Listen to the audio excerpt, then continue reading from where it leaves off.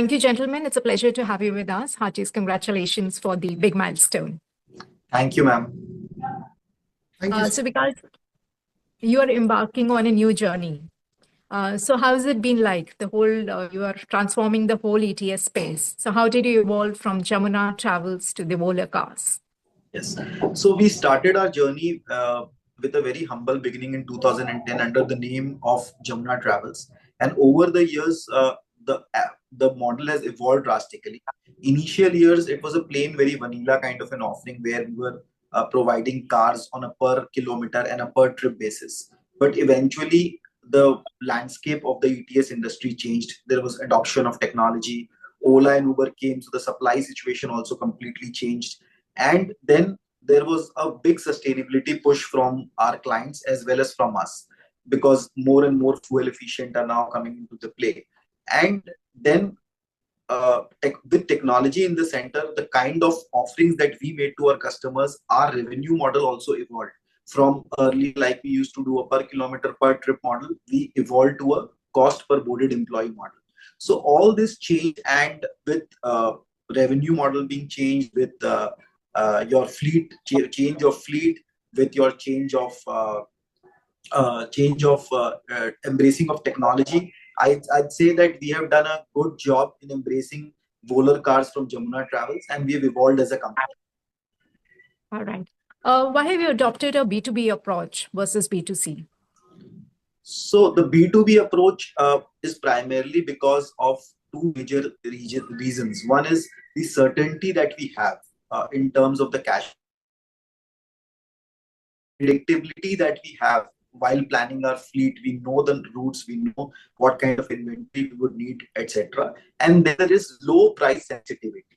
When I say low price sensitivity, one of our B2C business, because of the demand surge, like Uber and Ola have Ola surge or Uber surge basis the demand and supply, our revenues or our prices are generally fixed. They only change periodically with the change in price of fuel.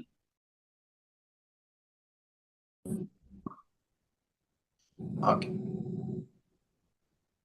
So Ankitji, can you please give us the details of the IPO? So currently with what we are raising is around 27 crore of issue size, which we are raising. The major part of this issue would be utilized under working capital. We will be expanding into newer cities with newer clients, and it will help us to grow in pan-India level at a much greater frequency. All right. So Vikasji, who are your key clients? So largely our clients are IT, ITES, and BFSI companies who have large employee bases, who have at least 40 to 50,000 people in each of their campuses. These companies are largely consulting companies. These companies are IT companies. To name a few, we have in the e-commerce space, we have Flipkart. In the manufacturing space, we have Motherson Sumi. In the IT space, we have TCS, we have Wipro. In the past, we have served many such clients like IBM, Cognizant, Genpact, Capgemini. So we have a wide array of services, and we are continuously exploring new clients in this particular space. All right. So how big is your fleet size, and how do you plan to throw some color on the fleet electrification? So as I said from our initial conversation, that sustainability is also a very big push from our side. We have a pool of about 2,500 vehicles. As you know, we are an asset-light company. So out of 2,500 vehicles, 500 cars would approximately be your electric vehicles, and about 2,000 plus cars would be your diesel fueled vehicles. Our push is to completely have 50% of our fleet should be electric vehicles in the next 2 to 3 years. That is our push, and we are continuously transforming our fleet to make the right impact for the environment, and also to make our model more efficient and less dependent on fuel driven vehicles. All right. What are your initiatives in regards to the women's safety? Sure. So women's safety is a very, very important of our whole operations. Right from use of technology, where we see that we use a safe reach confirmation for women when they are home, there is an automatic GPS.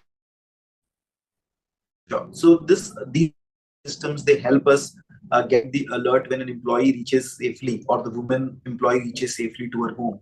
Additionally, we have panic buttons in each of our vehicles, where if in case there is a problem, in case there is any kind of emergency, she can push the panic button, and we have an internal tat of 2 minutes, 5 minutes, wherein that panic closure has to be done by our employees, and then they have to report whether it's a false positive or a false negative, or whatever it is. Even if it's a positive or negative, they have to report that why the panic button was triggered and whether it was closed after speaking to the employees or not.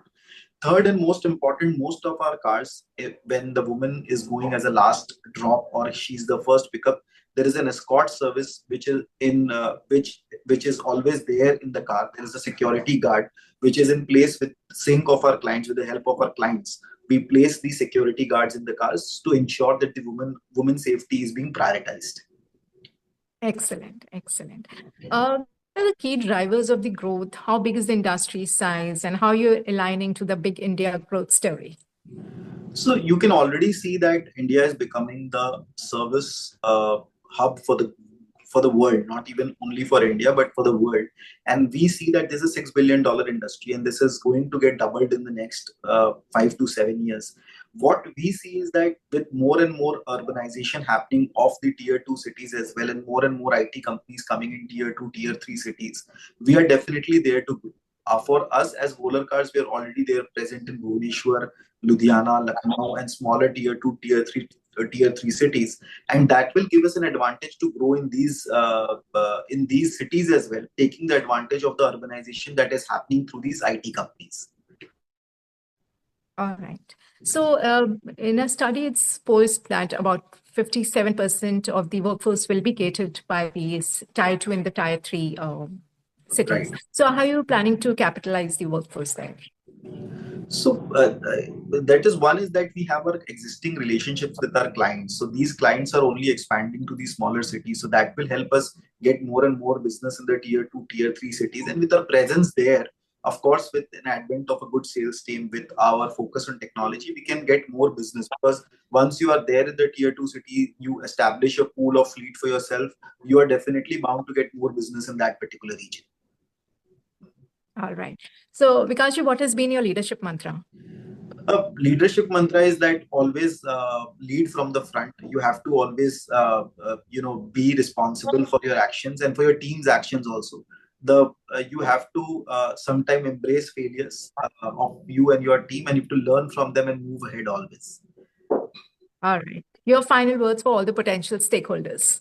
So for our potential stakeholders, I'll just say that this is my baby that we have nurtured for over 14 years. Handing it all over to you was also a very tough decision, but I'm confident that this baby is now to be a grown-up man, and it will do really well, and it is going to bear right fruits for all of us. And I am the largest stakeholder in this company, so for me also it is going to be rewarding, as well as for our new stakeholders.